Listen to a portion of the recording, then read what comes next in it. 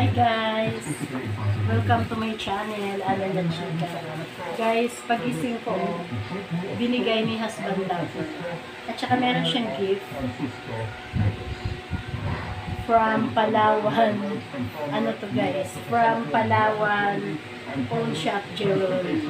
So, ibig sabihin guys, tunay itong binigay niya. Kasi alam niya guys, pag fake yung ibibigay niya sa akin, it means na fake din yung pagmamahal niya, di ba? So, nagbigay siya ng ano. Ito siguro guys, yung 13 month niya kasi guys, sa totoo lang, hindi niya binigay sa akin.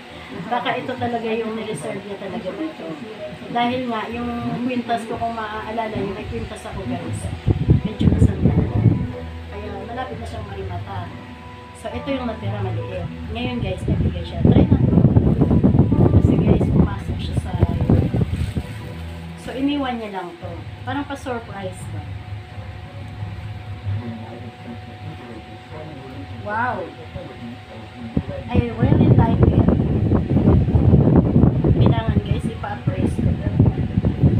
Siguro sabi kasi nila guys, bigyanan mo daw sa palad mo kapag tunay daw, pino daw yung ano. Siguro naman guys, tunay ito kasi pino eh. At saka saan naman siya kumuha nito, diba?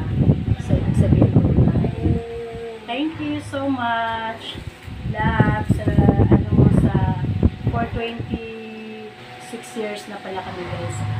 26 years na kami, so na nag-uutuan, away bate, ayan.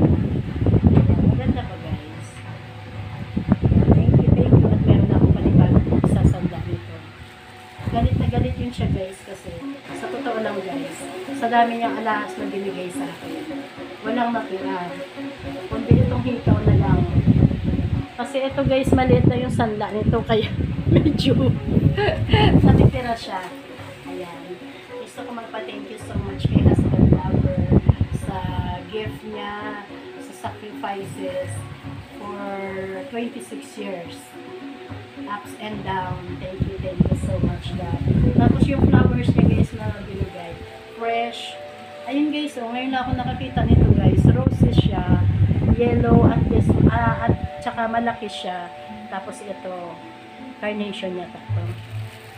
But yung importante guys, eh, maganda yung binigay niya sa akin. Love you, my husband lovers. To the moon and back. Take care always because we love you so much.